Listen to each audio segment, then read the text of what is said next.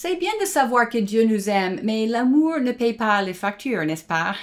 Pour les choses essentielles de la vie, la nourriture, le logement, les vêtements, nous avons besoin d'argent. Nous ne pouvons pas payer le loyer avec l'amour de Dieu, n'est-ce pas? C'est pour cela que le royaume de Dieu nous apporte des vraies solutions à tous nos problèmes, même aux soucis d'argent. La Bible dit que si un frère ou une sœur manque de vêtements ou la nourriture, il est inutile de lui dire « Partez en paix, soyez bénis » sans pouvoir à ses besoins physiques. La Bible affirme que les bénédictions de Dieu ne sont pas uniquement spirituelles, mais aussi concrètes. Elles sont aussi matérielles. Dieu pourvoit à tous les besoins de ses enfants. Tous.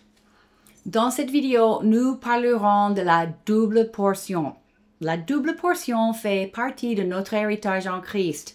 Nous verrons que la double portion fait référence à la prospérité matérielle qui est à notre disposition ici sur terre.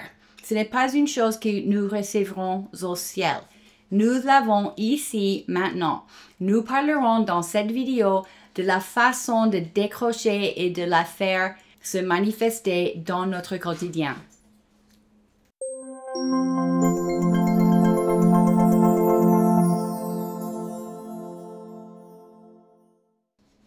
Bonjour les amis, suite à ma vidéo sur le Shabbat, plusieurs personnes m'ont demandé d'approfondir le sujet du repos de Dieu dont nous avons un libre accès en tant qu'enfants de Dieu. Dans l'Ancien Testament, lorsque les Israélites vivaient dans le désert, l'unique manière d'observer le Shabbat était de ramasser une double portion de manne la veille. Le repos du 7e jour de la semaine était possible grâce à la double portion du 6e jour. Sous la Nouvelle Alliance, dans Hébreux chapitre 4, il est écrit que pour le peuple de Dieu, le jour de repos est d'aujourd'hui. C'est-à-dire que nous sommes censés vivre continuellement dans un état de repos. Et pour en bénéficier, nous avons besoin de la double portion. La double portion, c'est l'abondance, plus qu'assez. Elle fait partie de notre héritage en Christ. Comprenez ceci. Vous avez une mission divine à accomplir et vous ne pouvez pas remplir votre mandat divin si vos besoins matériels et physiques ne sont pas satisfaits. Soyons sincères, vous ne pouvez pas accomplir l'œuvre de Dieu si vous êtes constamment débordé au travail et que vous avez du mal à joindre les deux bouts. Si vous vous inquiétez toujours de savoir comment vous allez payer vos factures, comment aurez-vous le temps et l'énergie pour vous concentrer sur les tâches importantes que Dieu vous confie? La solution à vos soucis d'argent est la double portion. C'est uniquement grâce à la double portion que vous pouvez arrêter de vous inquiéter pour satisfaire vos besoins matériels et expérimenter le repos de Dieu. La bonne nouvelle, c'est que Dieu sait que vous en avez besoin et il l'a déjà mis à votre disposition, prêt à être saisi. Pour comprendre l'importance de la double portion, il est essentiel de comprendre le Shabbat. J'ai déjà fait une vidéo sur le Shabbat que je vous recommande si vous ne l'avez pas encore vue. Je vous transmets son lien dans la description ci-dessous. Lorsque nous honorons le Shabbat, nous faisons une répétition aux mises en scène du 7e jour de création, le jour où l'Éternel s'est reposé de son travail. Il n'était pas fatigué, il s'est reposé parce qu'il avait achevé son travail. Il a créé l'homme et la femme au 6e jour. Et l'homme était censé vivre avec Dieu dans le contexte du 7e jour, dès lors que tous ses besoins étaient satisfaits. Dans le jardin d'Éden, Adam et Ève vivaient dans l'abondance. Ils n'avaient pas de labeur pénible ou de travail servile à faire, n'est-ce pas? Au lieu de s'inquiéter pour satisfaire leurs besoins matériels, ils pouvaient se dédier à l'accomplissement de leur mission divine, celle d'occuper, à gouverner et administrer la planète Terre. Mais Adam a choisi de s'allier avec le diable et a transféré son mandat à ce dernier. En conséquence, la Terre fut soumise à l'autorité du diable et plongée dans un état de malédiction. Et sous la malédiction, la terre ne produit pas ses fruits facilement. Au lieu de cela, l'homme doit la labourer à la sueur de son front pour survivre. Sous la malédiction, les êtres humains n'ont pas le temps de gouverner et administrer la planète comme il se doit. Ils ne travaillent que pour survivre. Et ceux qui arrivent à gagner plus qu'assez pour aujourd'hui mettent de l'argent de côté dans l'espoir d'avoir assez pour arrêter de travailler un beau jour. Au lieu de rêver à tout ce qu'ils pourraient faire pour étendre le royaume de Dieu, ils rêvent d'arrêter de travailler. Ils attendent avec impatience le week-end et les vacances et ils rêvent de pouvoir faire une retraite un jour, si ils ne meurent pas avant. Mais nous savons que Jésus-Christ nous a rachetés du royaume des ténèbres, nous a libérés de la malédiction. S'il nous a libérés de la malédiction, nous sommes libres de ses conséquences, n'est-ce pas? Cela signifie qu'il nous a rétablis dans le contexte du 7e jour, dans le repos de Dieu. Dans l'Épître aux Hébreux, chapitre 4, il est écrit « Il reste donc un repos de Shabbat pour le peuple de Dieu. » En effet, celui qui entre dans le repos de Dieu se repose lui aussi de son activité, tout comme Dieu s'est reposé la sienne. Empressons-nous donc d'entrer dans ce repos afin que personne ne tombe en donnant le même exemple de désobéissance. Notez que l'auteur de ce passage dit que c'est à nous d'entrer dans le repos. Il dit « Empressons-nous d'entrer dans ce repos ». La question qui se pose est donc la suivante. Comment pouvons-nous entrer dans le repos de Dieu?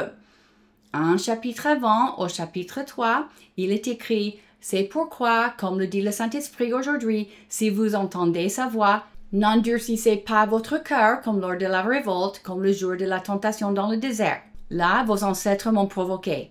Ils m'ont mis à l'épreuve et ils m'ont vu agir pendant 40 ans. C'est pourquoi j'ai été irrité contre cette génération et j'ai dit, ils ont toujours un cœur qui s'égare. Ils n'ont pas connu mes voies. Aussi, j'ai juré dans ma colère, ils n'entreront pas dans mon repos. Et à qui a-t-il juré qu'ils ne rentreraient pas dans son repos, sinon à ceux qui avaient désobéi?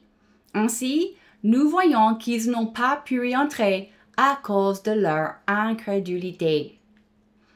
Il est écrit donc que si quelqu'un n'entre pas dans le repos de Dieu, c'est à cause de son incrédulité.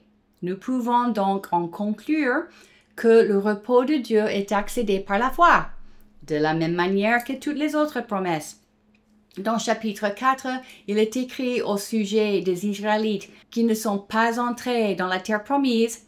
En effet, cette bonne nouvelle nous a été annoncée aussi bien qu'à eux, mais la parole qu'ils ont entendue ne leur a servi à rien parce qu'ils n'étaient pas unis dans la foi à ceux qui ont écouté.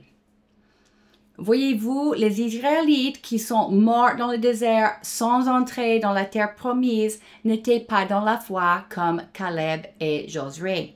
La parole de Dieu ne leur a servi à rien puisqu'elle n'était pas reçue avec foi. La parole de Dieu est puissante et active, mais elle ne sert à rien si nous ne la croyons pas. En quoi les Israélites étaient-ils incrédules? Ils voyaient que la terre promise était un pays abondant où coulait le lait et le miel. Mais ils n'avaient pas confiance en Dieu pour la leur donner.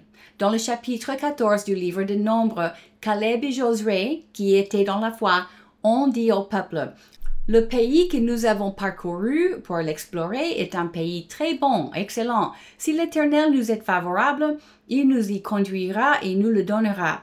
C'est un pays où coule le lait et le miel. Seulement, ne vous révoltez pas contre l'Éternel et n'ayez pas peur des habitants de ce pays, car nous ne ferons d'eux qu'une bouchée. Ils n'ont plus de protection et l'Éternel est avec nous. N'ayez pas peur d'eux. » Mais le peuple voulait les lapider. le peuple a dit, « Si seulement nous étions morts en Égypte ou dans ce désert, pourquoi l'Éternel nous fait-il aller dans ce pays où nous tomberons par l'épée, où nos femmes et nos petits-enfants deviendront une proie? Ne vaut-il pas mieux pour nous retourner en Égypte? Et ils se dirent l'un à l'autre, nommons un chef et retournons en Égypte. Comprenons bien ce passage. Nous savons que les événements dans l'Ancien Testament sont les ombres des réalités sous la Nouvelle Alliance, n'est-ce pas? L'Égypte symbolise le royaume des ténèbres duquel le Christ nous a rachetés et délivrés. La terre promise, ce n'est pas le ciel, c'est le territoire que Dieu nous a donné à occuper et à gouverner ici sur terre.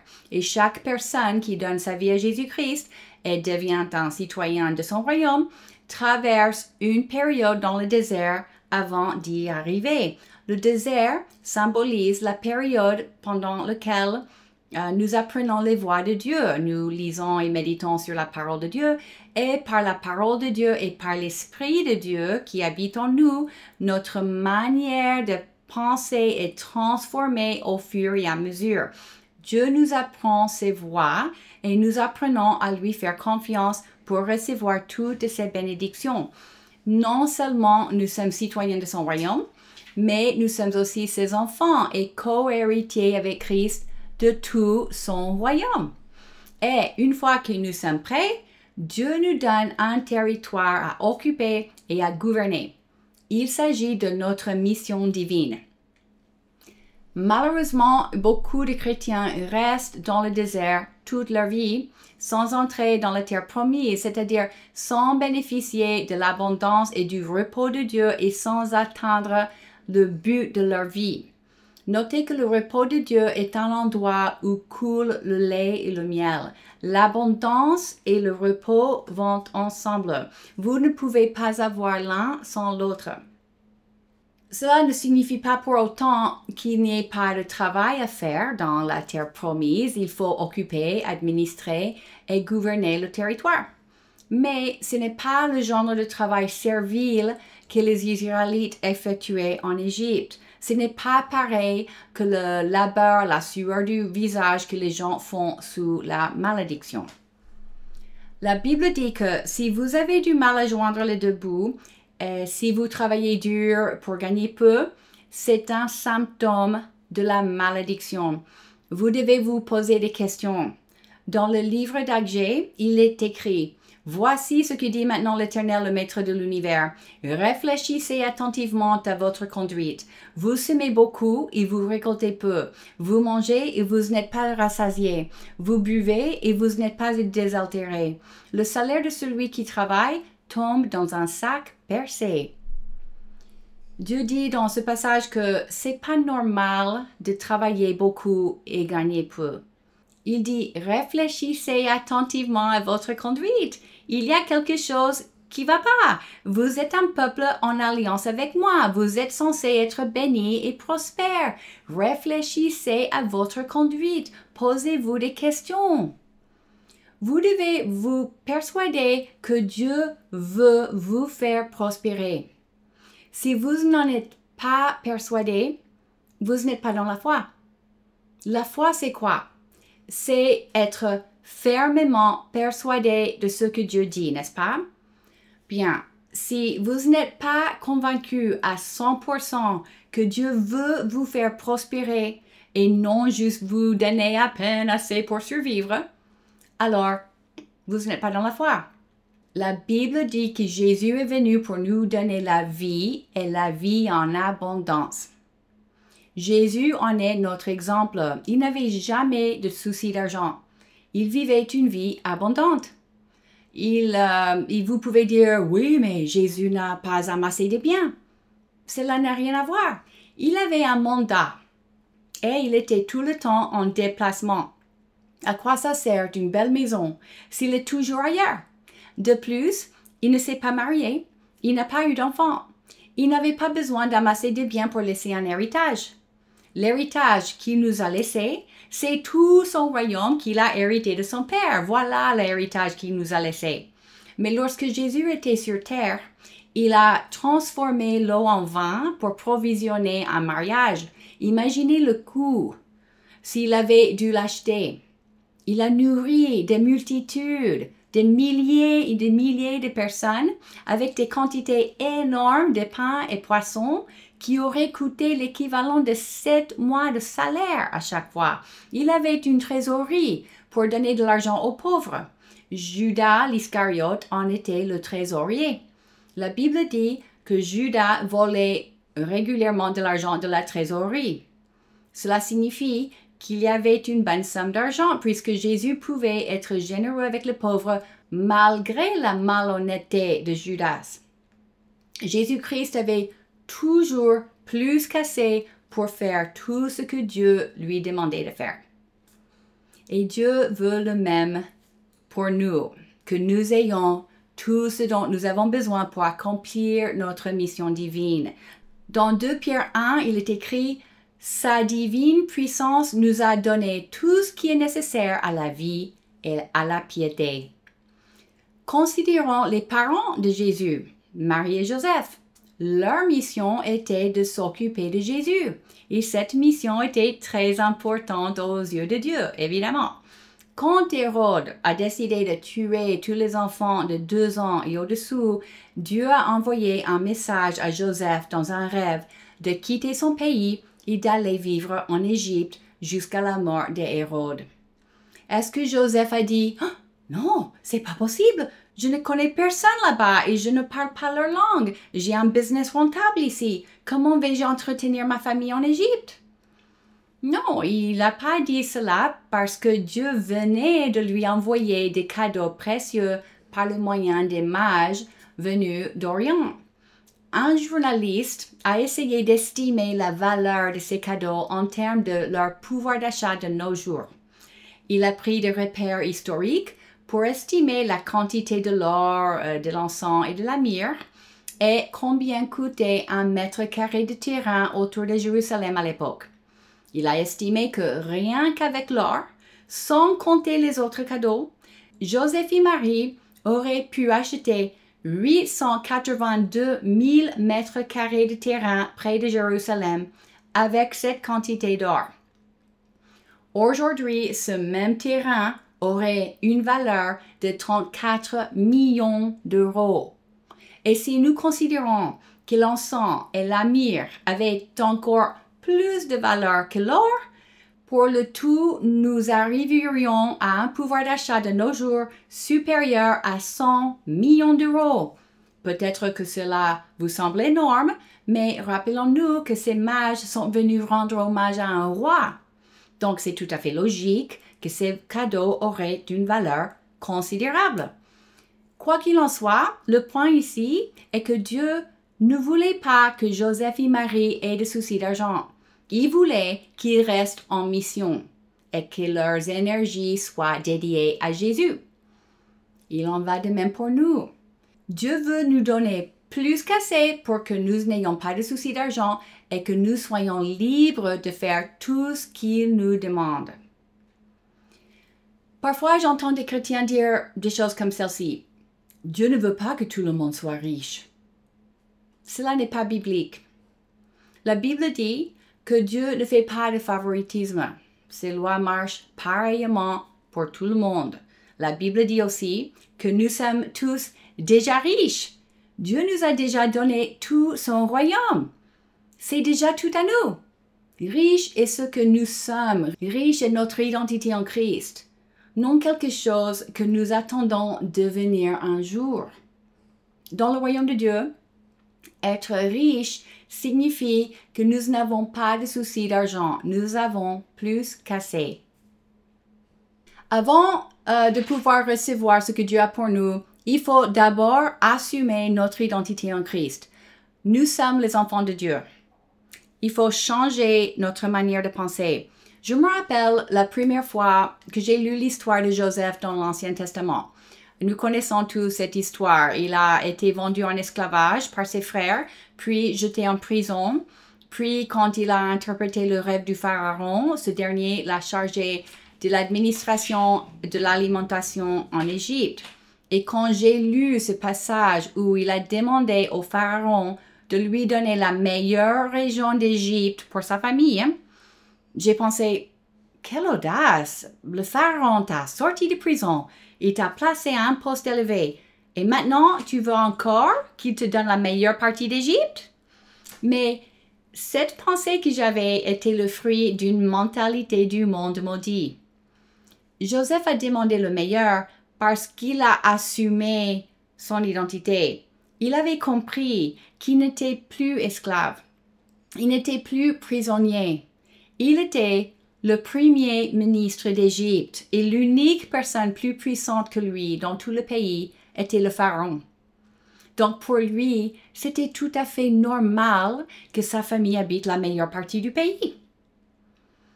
Il en va de même pour nous. Jésus nous a rachetés et nous a fait des enfants de Dieu. Nous ne sommes plus esclaves. Nous ne sommes plus sujets à la malédiction. C'est normal pour nous de vivre dans l'abondance et de bénéficier du meilleur de la part de Dieu. Parfois, j'entends des gens dire « Dieu ne peut pas nous donner trop quand même, car il ne veut pas d'enfants gâtés. » À ces personnes, je citerai Romains 8, 32. Lui, qui n'a pas épargné son propre fils, mais l'a donné pour nous tous, comment ne nous accorderait-il pas aussi tout avec lui? Dieu nous a donné son propre fils. À côté de cela, qu'est-ce que vous considérez comme trop? Vous dites que la richesse est trop, mais cela ne vous semble-t-il pas trop, le fait que Dieu a sacrifié son fils pour nous? Encore une fois, mes amis, il faut changer notre manière de penser. J'ai plusieurs vidéos sur la prospérité dont je vous laisse le lien ci-dessous. En plus, je vais commencer bientôt un nouveau cours sur les finances et la double portion. J'ai déjà un cours sur la prospérité disponible gratuitement, mais celui-ci sera plus substantiel et comprendra un accompagnement plus impliqué de ma part avec des sessions en direct. Nous allons entrer beaucoup plus dans les détails des principes bibliques et les lois spirituelles pour manifester toute cette abondance qui nous est déjà disponible. Si vous avez déjà téléchargé l'une de mes ressources, vous faites déjà partie de ma liste d'amis et vous serez informé par mail lorsque ce cours sera disponible. Une fois qu'il sera disponible, je mettrai le lien pour y accéder dans la description ci-dessous également. Et en attendant, si vous ne figurez pas sur ma liste d'amis et que vous voulez être informé dès que les inscriptions seront ouvertes, j'ai mis un lien ci-dessous pour rejoindre la liste d'attente. En ajoutant votre adresse mail à la liste d'attente, vous serez les premiers informés de l'ouverture des inscriptions. Et j'envisage de le démarrer début avril et les places sont limitées, alors n'hésitez pas. Sur ce, soyez bénis et à bientôt.